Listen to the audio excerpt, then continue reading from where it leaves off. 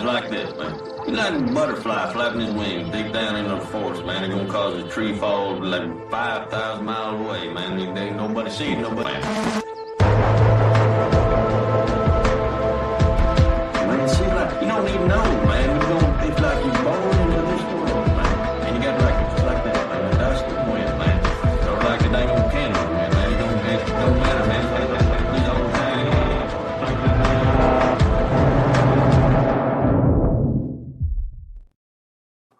All right, Paul Gottfried, welcome back to the Jay Burden Show. How are you doing? Oh, thank you for having me back again. I'm doing fine. I'm very glad to have you back on.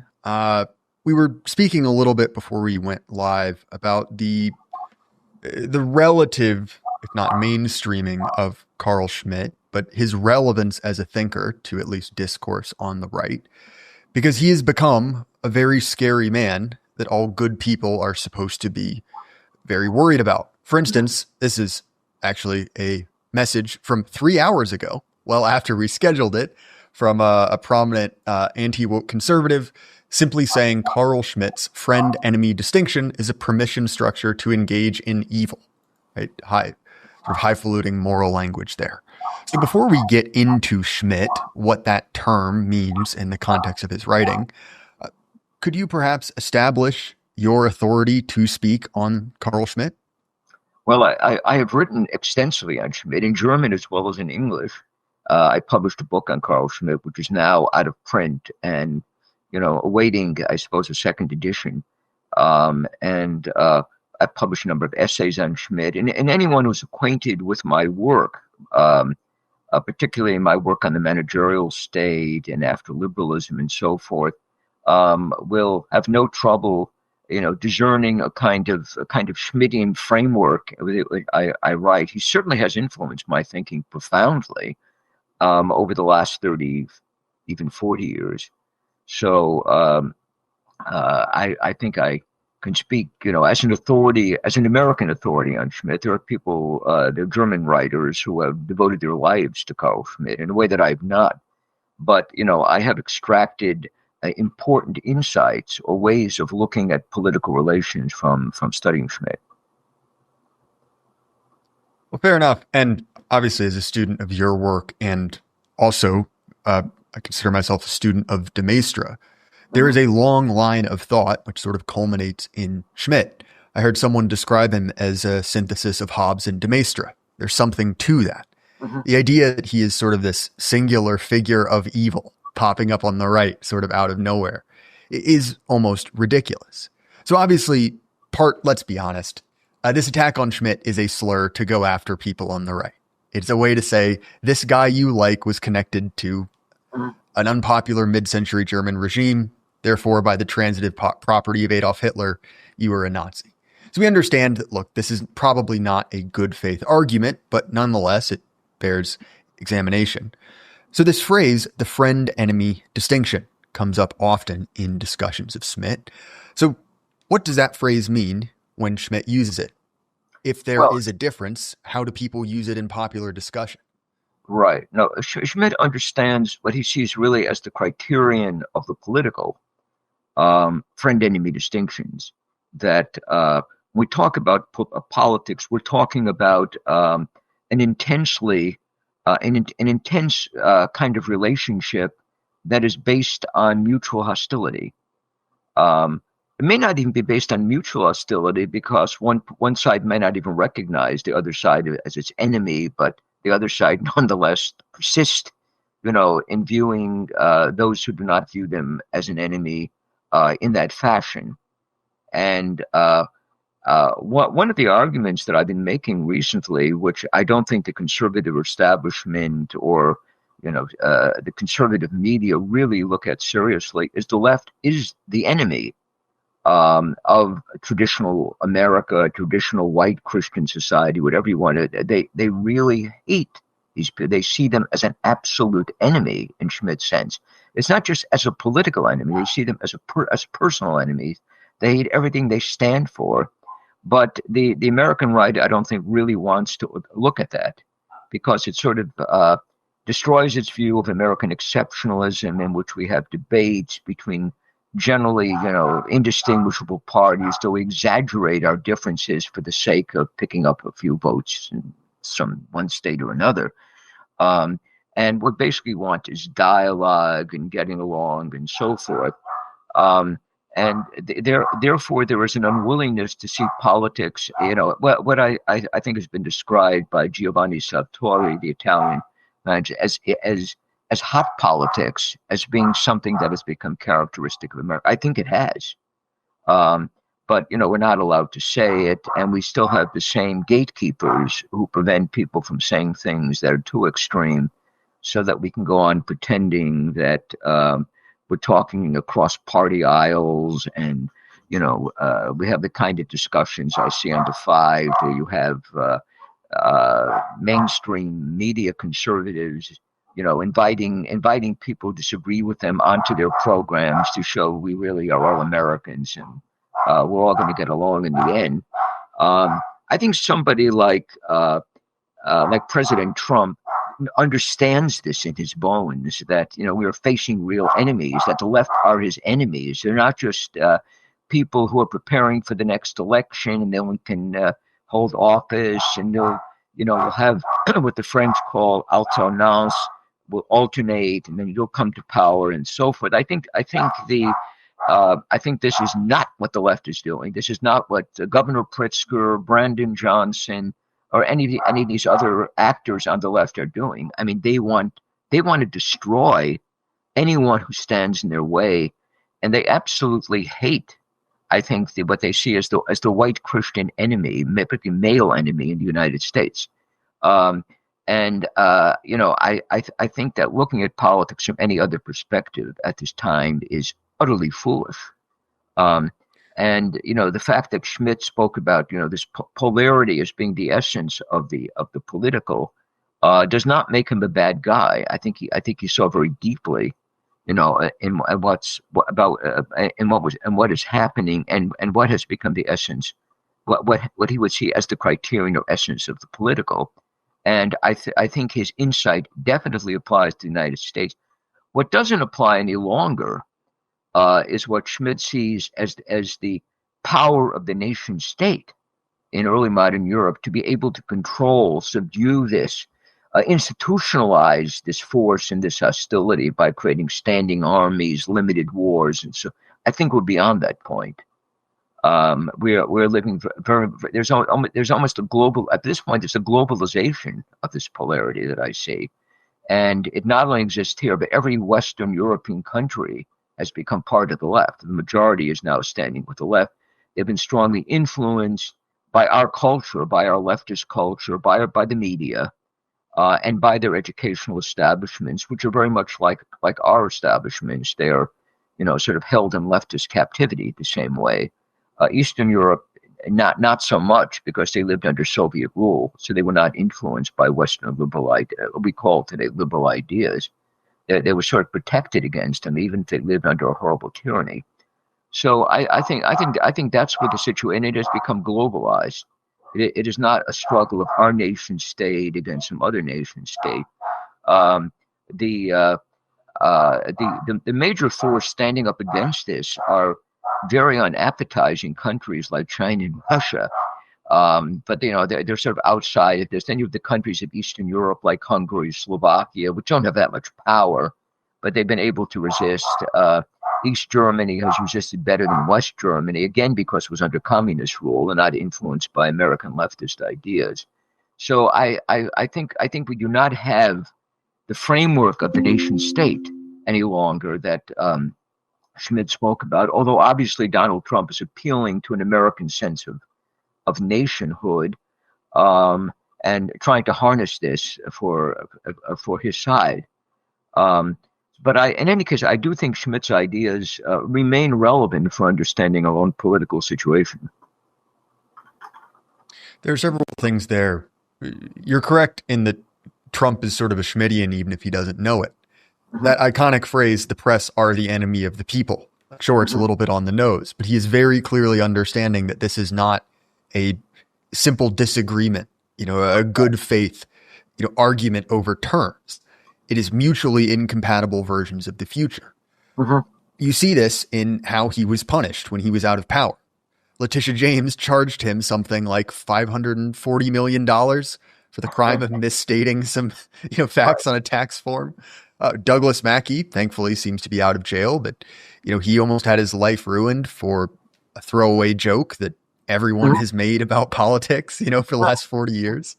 Let alone, obviously, the tragic assassination of Charlie Kirk, which, albeit not officially sanctioned, you saw the same reaction I did, sort of attempting to justify this as, a relatively milquetoast conservative being beyond the pale. He should have expected it. And in all of these, you see that this is not the sort of intramural sport of politics where, okay, you all go to the same university, but you're on different teams. The different dorms split up and have, a basketball tournament or whatever. It's gone. And it's profoundly short-sighted. It's profoundly, just dangerous to say, well, if we simply pretend as if that were true, that will create that situation. If we pretend that politics is friendly and nice within these certain bounds, that will bring that to be. And I understand that conservatives, and particularly conservative influencers, they're playing a certain game, not necessarily to win. They are rewarded, with a certain amount of influence on their kind of, red American peons. But it is incredibly frustrating to hear this trotted out in 2025 after decades of increasing, I guess you could say, political temperature. And to wrap this up, I think there is furthermore a profound misunderstanding about what Schmidt's project is when he uses phrases like the friend-enemy distinction. That he is not necessarily saying, this is how you ought to live your most moral life, but saying this is how humans, the political animal, as Aristotle would say it, how they organize themselves. It is how it is. And it is incredibly frustrating to me to see people who love to talk about human nature when speaking about economic matters. We'll sort of throw up their hands when it gets to the political, but I'll give it back to you, Doctor. Yeah, no, I think you're absolutely right. I will also bring up another distinction that Schmidt makes between liberalism and democracy. Now, he has a very limited, I think, historically questionable view of liberalism, because he sees it basically as an escape from the political, in which you have an economic class, talking about profits and seeing political life as something which is going to go away. We're going to have no more friend-enemy distinctions. We'll have a global economic society. This, I think, is generally the view of the conservative establishment. Against this, he has the notion of democracy, and the German, I suppose, would be die Volksdemokratie, a people's democracy, because democracy is not universal, contrary to what the neocons tell us. It is a real democracy is one that relates to a nation. It's the definition that the national conservatives have, that you only have democracy when you have nations. It is self-governed nations to which democracy applies. It is not being ruled by universal bureaucracy or the media. And you have to have a self-identifying people, one that sort of recognizes others, and as well as recognizing themselves as part of a nation. So this, Schmidt would argue, I think quite reasonably, is the precondition for democracy. And democracy does not have to be about, universal liberties or individual rights. Democracy is about cultural political solidarity. And that notion of democracy is, of course, totally foreign to our conservative establishment. I think you're right about them. They're basically, they basically have a gig. They get paid for this. They're on TV. They have debates with the other side. Kind of they get annoyed. The other side doesn't want to debate them. And they sort of trot out their arguments. But if you notice, at the end of the day, they always want somebody from the other side, not people on our side who are to the right of them, but they always want somebody from the left to come on their show with whom they can debate, because they exist to debate the left. They do not exist to debate people like us. We are totally out of their frame of reference. They want somebody from The View to come on to Fox News to debate them or something. And this is exactly what the conservative establishment does. They exist as the other side in a debate with the left. They're nothing, and it's having a dialogue, is not just an escape from the political in Schmidt's understanding of the political. It's also what they do. It's their gig. We're going to have debates. If you don't want to come on, we'll just debate. We'll just, go on presenting our side. But ideally, we'll have a dialogue with the left, never with the people on the right, only with the people on the left, because we want consensus. And we live in a society which is based on discussion and debate. And the good thing about Charlie Kirk, from their point of view, is he was willing to debate. He debated the left. It shows he was a good guy, because this is what you do. You have friendly debates with the left, in which we're all Americans, we're all part of the same community, but we have debates, and they accept that. Now, what happened to this poor fellow was he was shot by the other side, which viewed him as an enemy, understandably so, because they want total power. They don't want Christianity. They don't want any of this stuff that you're dragging in. They want drag queens and trends and all the rest of this. So, they went after him because they were just not playing this game. And what they want is power. Governor Pritzker of Illinois is not playing a game or engaging in, you're not going to make him bipartisan. He absolutely hates the right. He's a billionaire. He's devoted. It's like Soros. He's devoted his life to destroying the right. He's allied himself with illegal criminals and so forth, as the price for destroying the right. So he's your enemy. But they say maybe we can make them reasonable or this, and go back to this bipartisanship and agreement and dialogue and friendly debate. So these are like Schmidt's liberals. They really have no sense of the political. They have no sense of the war in which they are engaged. Now, there is, in my view, a real reason that the right should be concerned. And I am very concerned about this. And this is aside from this phony conservative movement, which really is not part of the right, but which I think in many ways has weakened rightist resistance over the decades. But I think we are in a weak position. We were very lucky if we have half the population on our side. The left is very powerful. It's even more powerful in Europe, in the Anglosphere, Canada, England, all these other places than it is here. And they also control all the vital institutions. They control universities. They control the mass media, cultural. It's we are fighting from a very weakened position. I don't think our position would have been as weak if we had a real right that was fighting on our side from the beginning, and came up with a strategy for fighting an enemy, not for engaging in dialogue, which obviously has not worked. There are several things there. I think you're entirely correct about, just the huge delta between where we could have been had we had a real right-wing movement in America. This is an analogy I'm stealing from one of my friends, Bog Beef, but he describes the Republicans as the Washington Generals, right? The other basketball team that plays against the Harlem Globetrotters, and they exist to lose. That's why they're there. And look, don't get me wrong, Republicans have won elections, but you see this sort of ratchet and pull where slowly over time the dial gets turned to the left. The Republicans serve as a stopgap. And clearly that was over generations, a workable strategy for the left. It was a way to get more of what you wanted.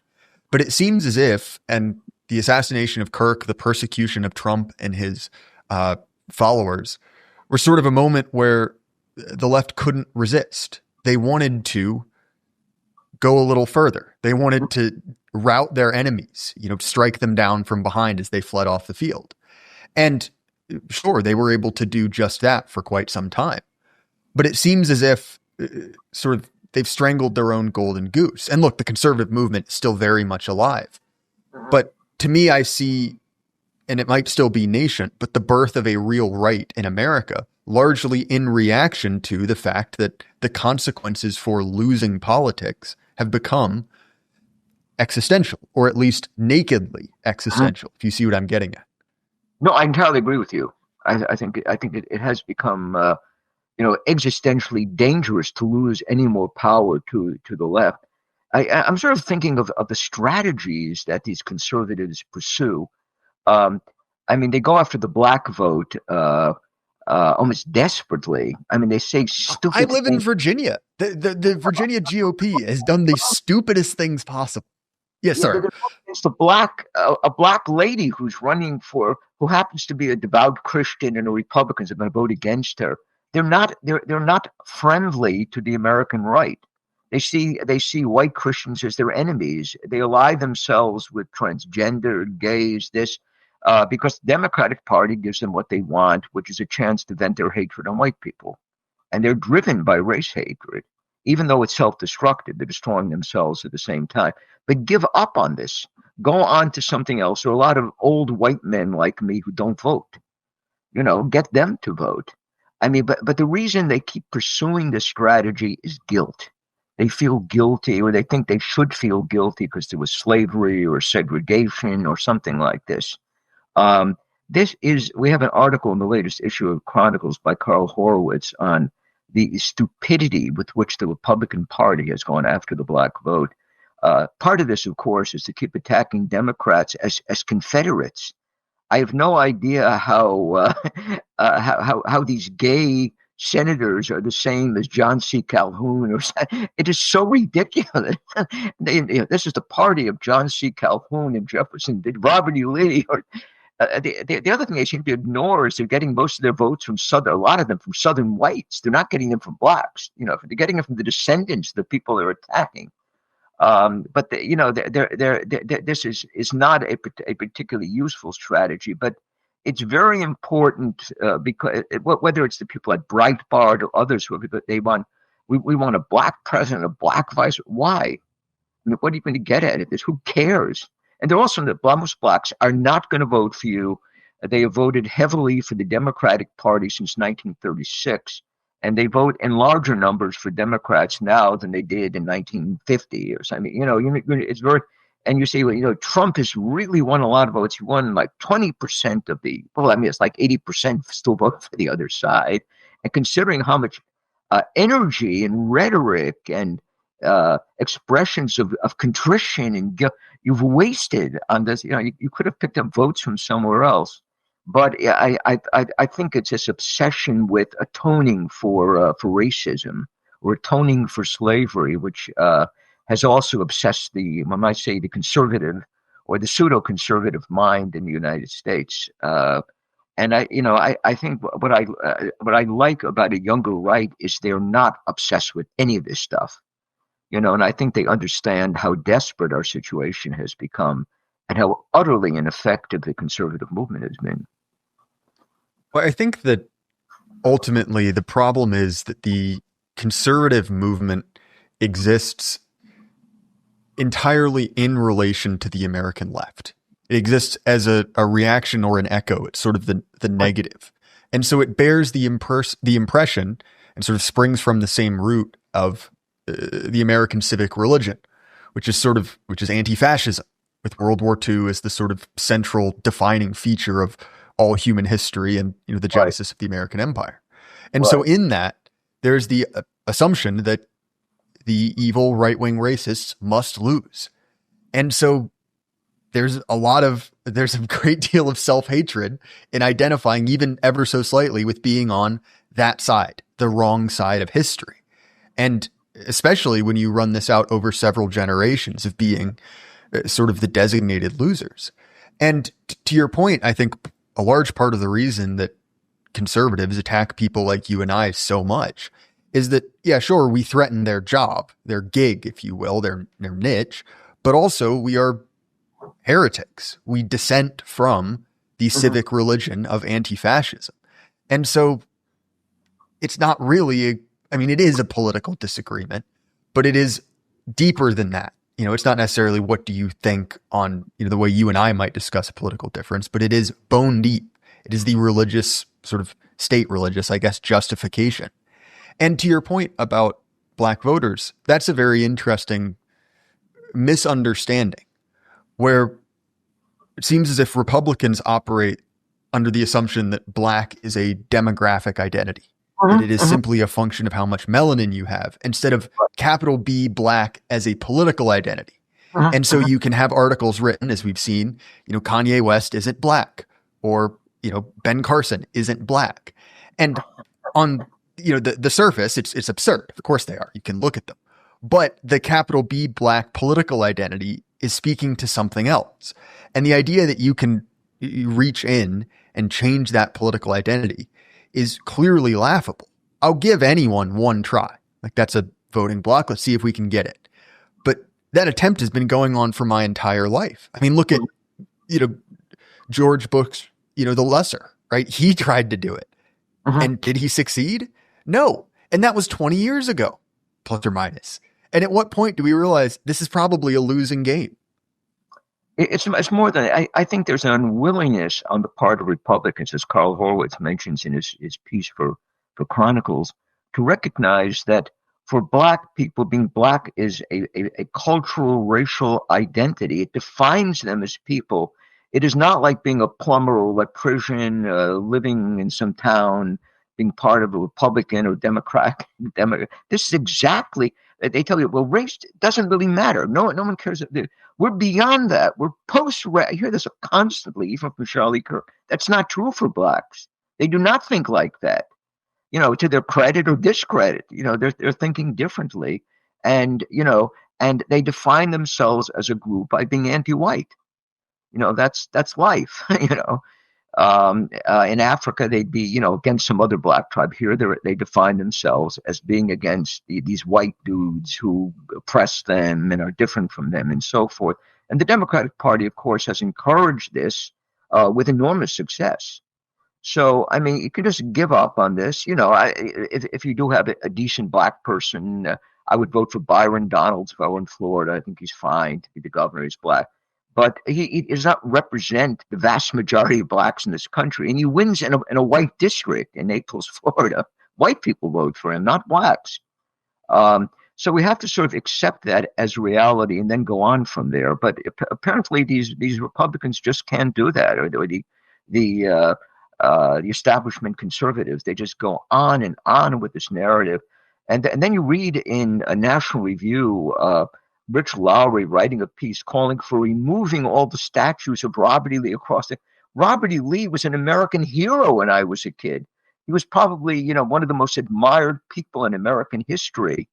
Eisenhower said that, he was one of his favorite Americans. He put a bust of Lee in his office. Now we hate him. John C. Calhoun, by the way, is considered one of our greatest senators. Now he's been removed. Calhoun College at Yale, where I went, is now renamed Calhoun College. But of course, Republicans love this stuff because, the Democratic Party is the party of John C. Calhoun and Robert E. Lee, as well as the party of Joe Biden and Kamala Harris. And so, I mean, all this nonsense. I mean, I think this is almost a mental illness with them. They just can't get over this stuff. Well, I think it's the exact same dynamic that you see in wishing, sort of acting as if we live in a world of limited politics, is the exact same dynamic you see with racial matters, where it is, well, I wish this were the case, that the world was post-racial. So if I act in that way, that will produce that result. And in both cases, whether we look at conservatives or white people, which, are not, those are two circles on a Venn diagram, but there's a lot of overlap there. They sort of haven't realized they're the only ones operating under that delusion. No other group views itself in a strictly non-racial sense. You see this in the data that Steve Saylor, among others, has gathered on how different racial groups rank one another. That if you look at white people, it's very, very close to the middle. It's about 50%, they say positive, negative, just on a random sample. Whereas other groups are highly in-group biased. They like themselves much more than everyone else. Seems to be a feature of being, a human group.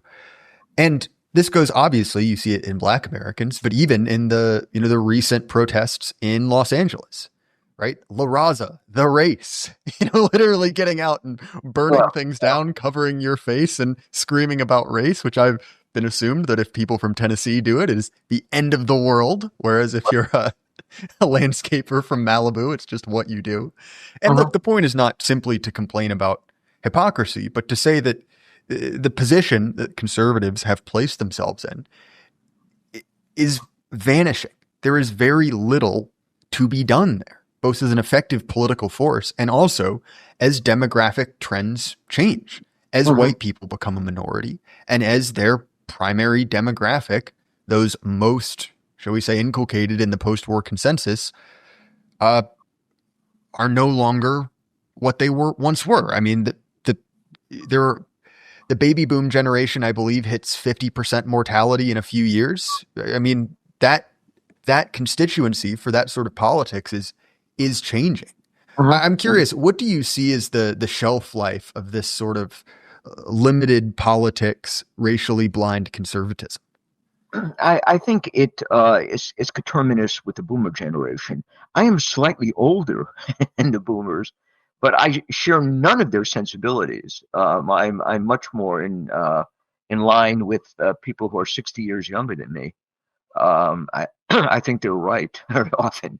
I know. I think the boomer mentality is sort of blind. They've sort of went through the civil rights movement. It's they see this as America's greatest accomplishment, whereas I see it as a very flawed chapter of our history. As I tell people, I do not glorify segregation. I'm willing to admit blacks were victims of prejudice. This is all true. Although I don't think the history of slavery is all that. The American slaves lived, reproduced in a way that was not true of slavery anywhere else, on the planet, particularly in Africa or even in Brazil. And while I see slavery as an unjust institution, some of what it led to was not entirely bad. But I mean, to go on worrying about this stuff when everybody, blacks, sold these, and to worry about these specifically white American guilt for this is absolute nonsense. I mean, it's just unbelievable. And I've actually written on this because I find it so strange that people would obsess about this. I mean, Japanese killed all these Chinese during World War II. They don't even apologize, right? The Russian government killed millions of people. They don't apologize at all. They go on into Ukraine and try to conquer them and wipe them out again. Germans are guilty about everything. The English, everybody's Americans are guilty about racism, slavery, this other stuff. I think there's something really sick about this. And I've written on this, on multiculturalism and the politics of guilt. I don't think this is one might say that other groups react in a more tend toward the other extreme in the way they react. The American reaction, or the Northern European Protestant reaction, to be more specific, is insane. I mean, they just walk around. It's like metaphysical guilt has been transformed into social guilt that's focused on races, and then it moves from races into gender to trans and all this other stuff. I mean, it's all part of the same insanity. I mean, it just takes more extreme forms as time goes on. And I think much of this was baked into the civil rights movement. I mean, it's very hard for me to, it empowered government to go after people who had the wrong attitudes or might have harbored, discriminatory feelings. And then it sort of moved from one victim group. It began with blacks and women, of course. And so then it moved on to other groups, homosexuals, transgendered, all kinds of other designated victims, sort of came into the picture. But I think the boomer Republicans buy into most of this. I don't think they're that different. They say, but we already have all these guards in place. We had a wonderful civil rights movement, and now we just don't want to go beyond this. And yes, for gay marriage, maybe the transgender stuff is a little too much, or something like that. They really have no way of fighting because they basically accept the leftist view of history. There's very little difference. And then of course you have this whole generation of sort of Bush sort of gentleman wasp republicanism, which feeds into this. Then you have these even worse are Southerners like Senator Tillis and some of these other Republicans Contrary to what you're told, the Southern strategy of getting racist into Republican, none of this seems to have happened. But you've got a very liberal, right? You've got a very liberal set of Republican senators in the I South. think that the real Southern strategy was Yeah. finding, as we Southerners say, confirmed bachelors, and sticking them in office for 40 years, as Lindsey Graham shows us. Lindsey Graham, Uh, or you get somebody like what's his name, Tim Scott, who was black, gay. We don't quite know. Definitely not gay, guys. I just got married to some woman I didn't know the moment people started calling me gay. Right, when he was running for president. But in all seriousness, there are several things there. You see this, the fact that Republicans are operating from the same principles in the way that they discuss a figure like MLK, sort of this artificial dyad between MLK and Malcolm X as sort of the good versus the bad civil rights. And look, we're aware liberals have been sort of sick of MLK for 30, 40 years at this point. The idea of saying, well, MLK would have said in any sort of argument about race is absurd. Again, and on top of that, I think there's an interesting dynamic. And we mentioned earlier, Schmidt has sort of become, for a few weeks, a whipping boy of the, people concerned about the rise of the radical right in heavy scare quotes. But the more recent, more bizarre one has been Nick Land. He was mentioned on Tucker Carlson. And so we have to be very concerned about it. But in Dark Enlightenment, he has this great section where he's talking about race relations in America. And he wrote this shortly after Trayvon Martin. And he's talking about the creeping dread kind of going through American politics that maybe this isn't going to work. And I think that explains, at least to some degree, the nasty turn of the American left, where you mentioned, the civil rights movement, and for the boomer generation, that being such a defining thing. But it seems almost as if the election of Barack Obama was sort of this messianic figure. We did it. We got, a black man into office. This will heal the wound. This will patch the hole in the soul of America. And when that didn't work, when nothing changed, it's sort of like the Soviets, right? They were looking for wreckers. They were looking for, someone to blame it on. And everyone's favorite whipping boy, the American, the white racist American sort of was suitable for that. And so I'm curious, do you see there being, am I on to something there that, once the revolution had sort of gotten what it wanted, at least, initially, and nothing changed, there was a desire to punish that we see there? Am I accurate? Yeah, I think the desire to punish was there all along. You're going to punish bad white people, those who didn't want to go along with the civil rights movement, those who harbored racist or sexist. It's been there since the 1960s. And I think what Obama's election did was show that, here we're willing to hear this from conservatives. So we voted for a black man. They seem to be very happy about this too. They say, well, I don't agree with this, but it's wonderful. It's a wonderful country because we voted for him. Of course, nobody, would have been very happy if I'm mentioning again Byron Donalds, who's a very conservative black congressman. If he had become the president, they would not have been happy. You can be sure. They'd say he's a race traitor, right? I mean, and then the Republicans would have left, saying, well, he really is the person who represents Martin Luther King in his legacy. What I find strange is the way the conservative movement in the 1980s, and I've written about this, went from openly, condemning Martin Luther King as a horrible womanizer, a communist agent, all kinds of horrible things they said about him, some of which were in fact correct, to turning him into a Christian saint and a exemplar of conservative wisdom and so forth. And this happened almost overnight. I mean, I remember when this happened, I disagreed and I asked if I could write an editorial expressing my dissent for the New Washington Times. It was a very good editorial. They would not publish it once it arrived. And then they wrote something saying, this is wonderful, we're redeeming ourselves, and what a great conservative. Well, I mean, it's all nonsense. But I mean, it's the conservative movement, as I've argued, has changed as often as the Russian Communist Party. It went from attacking Hitler to being allied to Hitler. In September of 1939, they did the same thing. I mean, and people just buy into this. Joe McCarthy was a founding father of National Review. They loved McCarthy. It was a coming together of McCarthyites. And then the same magazine later on denounces him as a terrible demagogue in early 2000. But even before that, they were attacking him. I mean, they sort of turn on their own founding fathers, to be part of the political conversation, and also because the people who lead the conservative movement are essentially leftist. I mean, there's nothing conservative about them except they're trying to perpetuate a leftist heritage that seems slightly less radical than what the left is peddling right now. I mean, you see that quite literally with the neoconservatives. I mean, that is what they were. Right. There's not even sort of a fig leaf.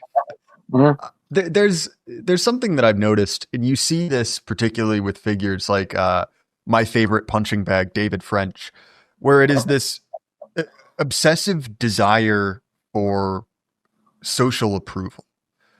And I think that explains that sort of weather vane, the constant changing, which is a desire to cast yourself as one of the good ones, a house conservative, to adopt Malcolm X's framing, to show yourself as being, well, I am a conservative, but I am not one of those gross, horrible, racist ones. I'm one of the ones that you can invite to your parties.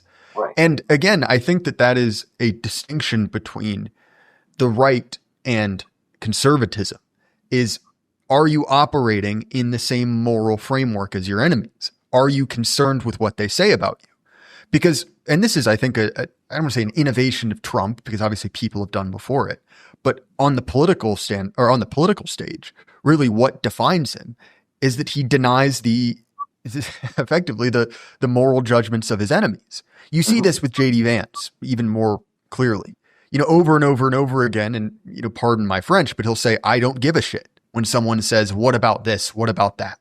He simply, as Bowden would say, steps over it. And to me, I think that's an interesting distinction, because much of the power wielded by the left against the conservative movement to police them has sort of been soft power. So for instance, if you have that if you uphold the moral standards, then when someone on the outer edge of the opposition party says something bad, someone within that own organization will cancel them, will come after them. The example I think of is someone like Sam Francis or, Derbyshire. Any one of these guys who went a little bit too far, well, the Democrats, the left, didn't even really have to do anything. Sure, Derbyshire got a bunch of, op-eds written after he wrote his, piece, The Talk, but who made the decision? Ultimately, it was a conservative. And so I'm curious to see how that moral reframing will affect politics, because it seems to me ultimately, even if not explicitly, a recognition of I guess you could say the friend enemy distinction, that this is not a sort of a gentleman's duel. Yeah, I would say there's two problems here. Number one, there is a disparity in power and resources that what I call Conservatism Incorporated still disposes of enormous resources, wealth, media power. The people on your side have very little. They're sort of confined to podcasts, and they're not going to let you into the club. They have no problems letting, I don't know, homosexual Democrats in, who are upset about Hamas or something like that. I mean, because they're always building bridges to the left, but they do not want people to the right, to enter the discussion. And they have tremendous amounts of power and wealth. I mean, the Murdoch media, just look at what they're funding. I mean, National Review, Wall Street Journal, New York Post, Fox News. I'm sure there are many, many other outlets. What do we have on our side? If you podcast, Chronicles magazine, or if you, the disparity is enormous. Size is absolutely enormous. The other problem is that we are going to have to learn, or you will have to learn, because I'm an old man and you're young.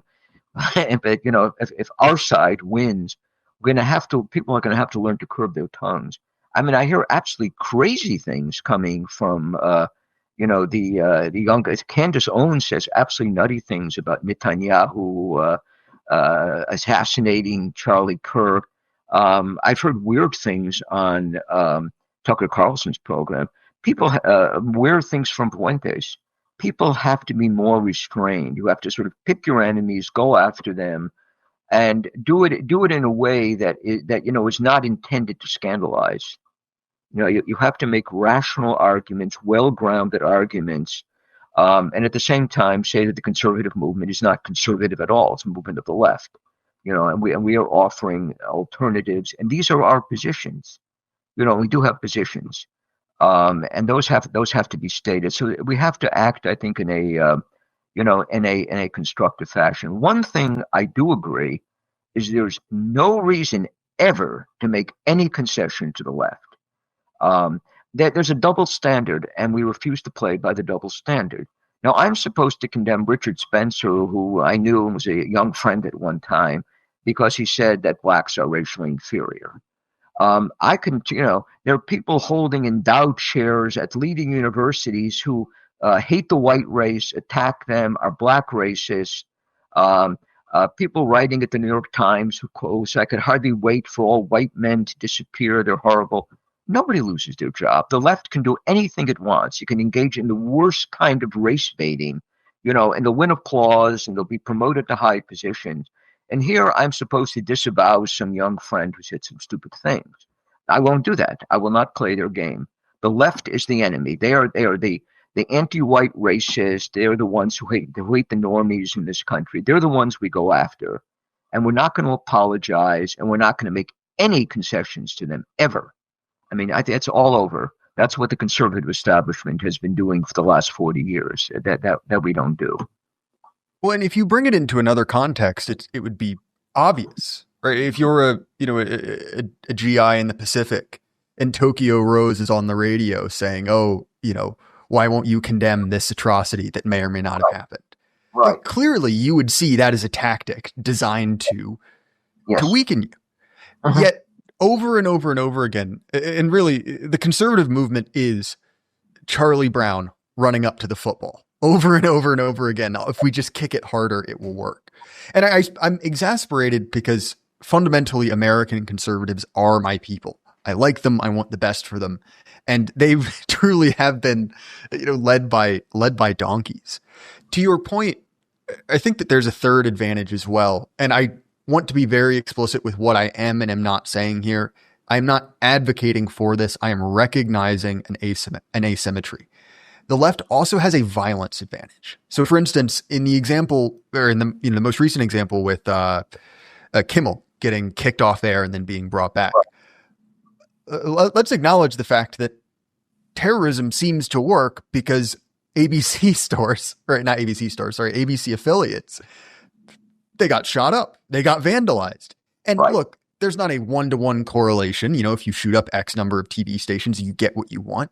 But let's acknowledge the fact that if you violate certain, leftist, sacred cows, you have a very real physical danger. Like if you say certain words, you can be harmed. And the general cultural consensus is, well, you shouldn't have been saying that. Kirk is an example. This TV station is an example. The endless number of people who have been, assaulted either by Antifa or other leftist groups, that is clearly a factor as well. Whereas, look, like I'm sure if you went into, rural Alabama, even now I say that, I don't think that's true. It's, burned a flag or something, you might get roughed up. It's not true but anymore. even then, exactly. Yeah. So, I mean, clearly these are asymmetrical groups. No, I think this is, you look at the response to the death of that career criminal drug addict, George Floyd, where there's riots all over the world. In Australia, there are riots. The left organizes this. And then Charlie Kirk dies. What is the response? I forgive my enemy, which is fine as an act of spirituality or holiness. it is a terrible political teaching, however. I mean, you cannot run a society in which you forgive your enemy. You can say that this is an individual act, of forgiveness, but you see, then I'm listening to this, and we have to follow this example. We have to have dialogue with them, or something like that. No, I mean, you have to punish your enemies, even if, as a Christian, you forgive them personally. And that of course, was not the teaching of the conservative movement. It's she forgave her enemies. And Well, and no, this is clear. Like the cliche is right in the movies when the judge says, condemned to death. What is the next line? May God have mercy on your soul. That is right. the forgiveness. You're still going to the gallows. Right. This is something that is so clearly, again, right, going back to the ritual denunciation of your friends. This is very clearly a tactic. It is forgiveness when it is one of their pets, when it is one of their clients. And again, this goes back to that you need to deny the moral authority of your enemies, because if they are a moral arbiter, if they are right, what's the point of any opposition? And that is a question conservatives cannot seem to answer. Yeah, do you remember when I think it was when the Floyd riots were taking place? Mark Thiessen, who's from American, what is it? One of those institutes in Washington. What is the big one? The American Mind? No, not the American Mind. It's a very, very large neoconservative operation. But he's an American Future. Yeah, no, they're better. No, it's not something else. Sorry, I don't know. No, and he was saying, and I'm my daughter is going to demonstrate, George Floyd, but they wouldn't let her in Washington because they're having a riot, and she wanted to just demonstrate. Why the hell are you demonstrating? But again, virtue signaling, right? But the left just took it a bit further. They were like rioting, so she couldn't. No, I didn't see anybody on. Did you see anybody on the left, expressing grief for Charlie Kirk? I don't remember that taking place, or saying we're going to demonstrate against left-wing violence or something like that. I mean, I think the most you got was sort of boilerplate statements from the Obamas, people like that, saying, we decry political violence in all forms, which. It was American Enterprise Institute. Thank you.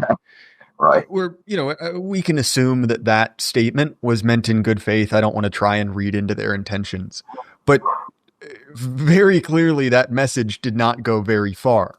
Obviously, the largest and most respectable Democrats were sure to say that.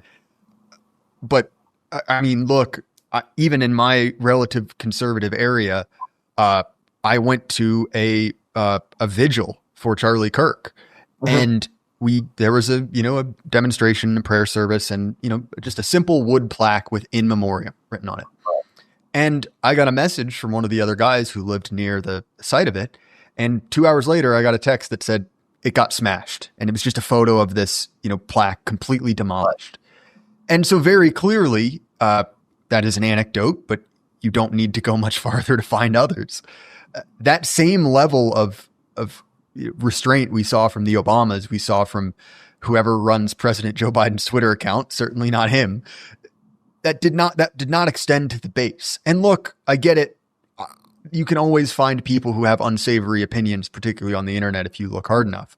But I mean, even look at Kimmel, right? Kimmel was canceled for doing exactly what Alex Jones did, being charitably incorrect or lying about a tragedy. And again, this goes back to that asymmetry. You can see the balance of power. Alex Jones owes $500 million, right? An inconceivable amount of money for being wrong about Sandy Hook, whereas Jimmy Kimmel loses 30% of his, where his show is syndicated, that lost millions of dollars every year anyway. It's absurd. But Mr. Gottfried, sorry, I'll let you finish that thought. No, I mean, I agree. The asymmetry is something I noticed also with Jasmine Crockett, is engaging in racial slurs against white people. And she's still a leader of the Democratic Party. She's a heroine on scene. She goes well beyond Richard Spencer or, anybody on the far right, in expressing racial hostilities. This in no way, she's also an idiot, but this in no way hurts her political career because of this asymmetry. If you're on the left, you can get away with racism, with calling people names, with saying horrible things about Charlie Kirk and about other people on the right who are victims of leftist violence. So the right is going to have to find some way to stop the asymmetry. That's the first thing you have to do. You have to stop this asymmetry. We are enemies, but we have to play by the same rules. And, you don't play by the same rules, we're going to go after you. Well, definitely. And it's funny you bring up Jasmine Crockett. Between working in, media, being surrounded by the news, I thought that I had achieved a sense of zen when it came to most political happenings until I discovered Jasmine Crockett, who actually makes me very angry every time I have to listen or read a transcript because she's functionally illiterate in addition to just being, I'll leave that there. I won't finish that thought. Anyway, Dr. Gottfried, it was great speaking to you. To everyone at home, keep your head up. Life can't last forever. Good night. Right.